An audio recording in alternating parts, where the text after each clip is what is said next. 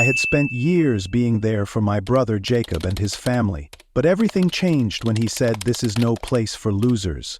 I stood on the front porch of my parents' house, holding bags of gifts for Christmas, ready to celebrate. Instead, I was greeted with a shocking rejection. My mom said it first, and before I could even process the words, Jacob's voice followed, cold and dismissive. "You're really starting to wear on all of us. No place for losers." For a moment I thought it was some twisted joke, but the cold stares from my parents and the smug look on Jacob's face made it clear it wasn't. I stood there, feeling a rush of emotions, humiliation, anger, confusion, but I managed to keep my composure, nodded, and turned back to my car. The holiday, it seemed, would be spent alone. As I sat in the driveway, the weight of his words sank in deeper. No place for losers? Where had this come from? Jacob and I had always been close, and I had supported him and his family through thick and thin. I'd paid for his kids' summer camps, covered school supplies, and even helped pay his mortgage when things got tough. And now, I wasn't good enough to be at Christmas? Something didn't add up. Determined to get answers, I returned to the front door. They hadn't expected me back so soon. Jacob was lounging on the couch, ignoring the situation, while my parents exchanged uneasy glances. I walked in without knocking. "What's going on?" I asked, my voice steady, though I could feel the storm building inside me. "Why am I not welcome here? What did I do?" Jacob finally looked up from his phone, his expression cold and detached. "You've been slacking off lately. The kids barely got anything from you this year. Honestly, it's embarrassing." I was stunned. "What are you talking about? I've spent hundreds on presents for your kids. They have more gifts in the car than anyone else." I glanced at my parents, hoping they'd speak up, but they stayed silent. Instead, my mother offered an awkward smile. "But you just bought a new car," she said. "You found money for that?" The sting of her words hit harder than anything. "The car is on credit," I explained, maintaining control, though I could feel my frustration rising. "And even if it weren't, how does buying a car make me responsible for your kids? They're not mine, Jacob." Jacob shrugged dismissively, leaning back as if everything was perfectly normal. "You're the one who makes the most money," he said, as if that solved everything. "Families help each other. You've always done that." I looked at his wife Kelly, who was sitting quietly in the corner, avoiding eye contact, clearly uncomfortable. But I wasn't going to let this slide. "So, because I've been generous in the past, I'm obligated to keep doing it forever? If I don't, I'm a loser?" Jacob didn't flinch. "If the shoe fits?" That was the final straw. I shook my head, feeling a sharp sense of clarity. "Fine," I said, my voice firm. "If that's how you feel, then enjoy your Christmas. But as for me, I'm done. I'm not financing your life anymore." I turned on my heel and left, my hands gripping the steering wheel tightly as I drove home in silence. At home, I sat in the driveway, staring at the bags of gifts in the passenger seat. Was I the villain here? For years I had helped Jacob and his family, doing everything I could to make sure they didn't suffer, and now I was a loser because I didn't do enough? I couldn't understand it. I'd spent weeks picking out the perfect presents, only to be shut out by my own family. It wasn't just about Christmas anymore. It was about a dynamic I had let develop over the years. A dynamic where Jacob had come to rely on me far too easily. I had paid for his rent when he was about to be evicted, covered childcare costs after his second child was born, and helped with anything else he needed. At first, it felt like a short-term solution to get him back on his feet, but somewhere along the way it became expected. The generosity I once gave out of love turned into entitlement, and I had allowed it to happen. The moment Jacob called me a loser for not doing enough, it was clear I had to stop. I spent the following morning reflecting on my decision. It wasn't easy to sever ties, especially when it meant losing a relationship with my brother, his kids, and maybe even my parents. But I couldn't keep being treated like an ATM, and as the days went by, it became even clearer that I had made the right choice. On New Year's Eve, I was alone. My phone remained silent, no texts, no calls. Everyone was ignoring me, and while I didn't expect them to reach out, it still felt strange when the clock struck midnight and I had no one to share it with.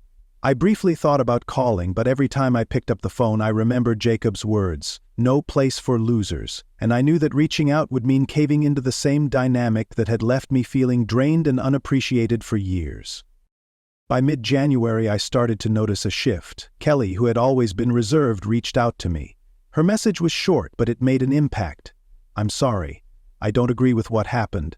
Jacob won't hear it from me, but I thought you should know. It was a small gesture, but it meant a lot. I took a moment to process it before replying, I appreciate it, Kelly, but this isn't something I can just move on from. Then, in early February, Jacob showed up at my door. I wasn't expecting anyone, but the constant knocking pulled me out of my work meeting. When I opened the door, I was greeted by a disheveled, angry version of my brother. Without waiting for an invitation, he barged in. "We need to talk," he said. "About what?" I folded my arms. "What's this about?" "You need to stop acting like this and start helping out again," he said, his voice full of accusation. I laughed, not because it was funny, but because it was so absurd. "Helping out? You mean pay for your life again? I told you, I'm done with that." Jacob scowled, clearly frustrated. "You're the one with the money. You know how hard it's been for us since you decided to act like this? The kids barely have what they need. Kelly's trying to keep it together, but we can't do it without your help." "Are you listening to yourself?" I asked. "You're a grown man. You have a wife and kids. If you need more money, go out and earn it. It's not my job to solve your problems." Jacob wasn't done. "You've always helped before. Why are you being so selfish now?" "Selfish?" I repeated, stepping closer. "Let's talk about how you lied to our parents, turned them against me, and then banned me from Christmas because I didn't spend enough on your kids. And now you want more? You've got some nerve." I raised a hand to stop him from speaking. "We're done here. I'm not giving you another dime, and I don't want to hear from you again until you figure out how to act like an adult." Jacob glared at me before storming out. I thought that would be the end of it, but I was wrong. 2 days later, I received a call from an unfamiliar number. Normally, I would have ignored it, but something about this felt different. When I answered, a man's voice introduced himself as Mark Dawson, a lawyer. "I represent a client who has expressed concern about financial matters involving your family," he said, his tone polite but firm. I felt a chill run down my spine. "What kind of financial matters?" I asked. "It involves contributions you've made to your brother Jacob and his family," he explained, "specifically how those funds have been used. Would you be willing to meet with me in person to discuss this?" I agreed to meet with him, though I was filled with dread. When I sat down in his office the next day, he dropped a bombshell. "Kelly is the client I'm representing," he said, sliding a packet across the table. "Kelly?" I said, completely taken aback. "Why would she need a lawyer?" "She believes Jacob's been using the money you've given him inappropriately," Mark explained. "She thinks he's been hiding money from both her and you." I felt sick to my stomach. It seemed that the issues in my family were much deeper than I had ever imagined, and now everything was coming to light. The revelation hit me hard. Jacob, my brother, had been deceiving me all along. The money I had generously given him over the years, believing it was for his family's well-being, had been funneled into secret accounts for his gambling habit and personal expenses. The more I looked through the bank statements, the more I realized the extent of his betrayal. I had been helping, thinking I was making a difference, but all along Jacob had been using me. He had taken advantage of my kindness and generosity, and Kelly, his wife, had only recently uncovered the truth. Sitting across from Mark, the lawyer representing Kelly, I felt a deep sense of disbelief. "You're saying all those times I helped him with bills, the kids' school supplies and everything else, that money never went to them?" Mark nodded seriously. "It seems that way. Kelly discovered it recently.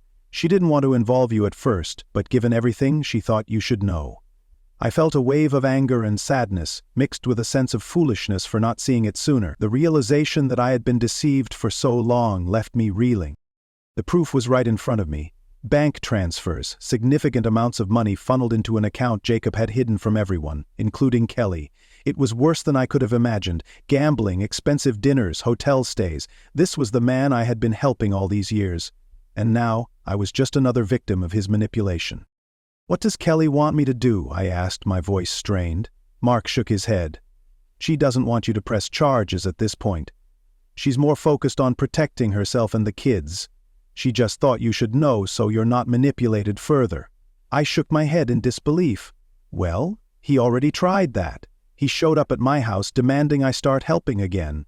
Mark looked at me with a knowing expression. "Sounds like he's feeling the pressure now that your financial support has stopped. He may be in deeper trouble than Kelly knows." As I absorbed the weight of everything Mark had told me, I felt a strange sense of relief. For the first time in years, I wasn't carrying the burden of Jacob's mistakes. but it also made me realize how much I had been enabling his behavior. I thought about confronting him, but I knew that would only give him the satisfaction of knowing he had gotten under my skin. Instead, I focused on Kelly. "What's she doing now?" I asked, concerned. Mark paused for a moment. "She's considering her options. If Jacob's behavior escalates, she may file for separation or take legal action." The idea that Kelly, who had always been so devoted to Jacob, was now considering leaving him shook me more than I expected. It was heartbreaking to hear, but it was clear things had gone too far. Kelly had stayed silent for too long, but now she was finally seeing the truth. After leaving Mark's office, I felt oddly calm. For the first time in years, I wasn't carrying Jacob's weight on my shoulders. I was done. I didn't need to help him anymore, and I wasn't going to let him control me. But it didn't end there. A few days later, Jacob called me. I debated whether to answer, but something compelled me to pick up. "What do you want, Jacob?" I asked, trying to keep my cool. "We need to talk," he said, his voice strained. "You said something to Kelly, didn't you?" I raised an eyebrow. "What are you talking about?" "Don't act foolish," he yelled. "She's been acting weird since Christmas, and now she's bringing up lawyers and separation. I know you've been putting ideas in her head." I couldn't hold back my laughter. "You think I'm the problem? You're the one who lied to her, hid money and gambled it away. If she's tired of your crap, that's on you, not me." Jacob paused for a moment, clearly taken aback. "You don't know what you're talking about," he spat. "Oh, I think I do," I replied, my rage boiling over. "Kelly told me everything, the secret account, the gambling, the money you've been wasting while I've been breaking my back to help you. You're a joke, Jacob." Before he could retort, I interrupted him. "Here's the thing. You've used me for the last time. I'm done helping you. If Kelly leaves you, that's on you. And if you try to drag me into your mess again, I'll make sure everyone knows exactly what you've been up to." I ended the call, my hands shaking, but it felt good to finally say what I had been holding in for years. The next day, Kelly called me. "Has Jacob called you?" she asked cautiously. "Yes," I replied. "He wasn't happy." She hesitated before speaking again. "Has something happened?" she asked. "I confronted him about the gambling and the hidden account," I told her. "He acknowledged some of it, but he's still trying to downplay it." She sighed. "I'm sick of defending him. The kids deserve better." Her words hit me hard. For years I had seen Kelly as the loyal, loving wife, but hearing her say that felt like the beginning of the end for their marriage. I offered my support. "Whatever you decide to do, you have my support," I said. "Thank you," she replied softly. "And I'm sorry. The way we treated you over Christmas wasn't fair. I should have spoken up sooner." We spoke for a while, and by the time we hung up, I felt a sense of closure. Though Jacob had ruined our relationship, I knew Kelly and the kids weren't my enemies. If she had the courage to confront him, I would support her, but I also knew Jacob wouldn't stop causing trouble. A few weeks later, Kelly sent me a brief text. "We're going today." She and the kids were leaving. They had packed up and rented a moving van while Jacob was out of town on a business trip. Kelly had had enough. I immediately called her. "I just couldn't stay any longer," she said gently. "I can't keep pretending this is normal." "What about everything, the rent?" I asked, genuinely concerned. "I was hoping you could help with that, just for a little while," she said after a pause. "I hate to ask, but—" "Say no more," I said. "I'll take care of it." For the first time in years, I felt like I was finally doing the right thing. Not because I was obligated, but because I truly cared. When Jacob returned home to find the house empty, he called me furious. He ranted about how I had ruined his life and turned Kelly against him. After letting him vent for a while, I said, "Maybe this wouldn't have happened if you spent more time as a husband and father and less time gambling." I hung up after adding, "But hey, good luck with that." Kelly and the kids were adjusting to their new life. She had secured a stable career, and for the first time in years, she was starting to feel like she was in control of her own life. I knew Jacob was still blaming everyone but himself, but at that moment, it no longer mattered. The drama was no longer my problem. Kelly's brief text message, "We're going today," had marked the beginning of her taking control of her own life, and it felt like the end of an exhausting chapter. Although Jacob's chaos had consumed me for so long, I finally saw the light at the end of the tunnel. I had been used for too long, but now, for the first time, I was free. The story teaches a powerful lesson about boundaries, self-respect, and the importance of recognizing when we are being taken advantage of.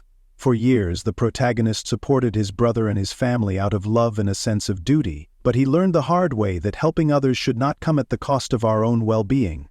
The key message is that true generosity comes from a place of balance, not from a place of obligation or manipulation. It's a reminder that while families should support each other, it's equally important to protect one's own peace and financial stability.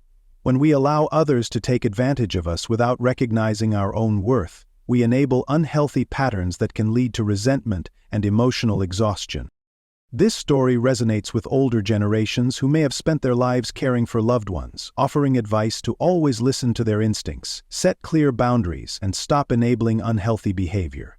It encourages self-care, reminding us that taking care of ourselves doesn't make us selfish, but rather allows us to be better equipped to help others in a meaningful way. As we age, it's vital to prioritize our own needs and take a step back when necessary to reassess relationships that may no longer serve our well-being. Respecting ourselves is not only essential for our own happiness, but also teaches others how to treat us. Thank you so much for watching. If you found value in this video, please comment 1 below to let me know. And if you haven't already, don't forget to subscribe to the channel, like the video, and share it with others who might benefit from the message. I'd love to hear your thoughts and feelings about the video, so feel free to share in the comments. Your support means the world, and I can't wait to see you in the next one.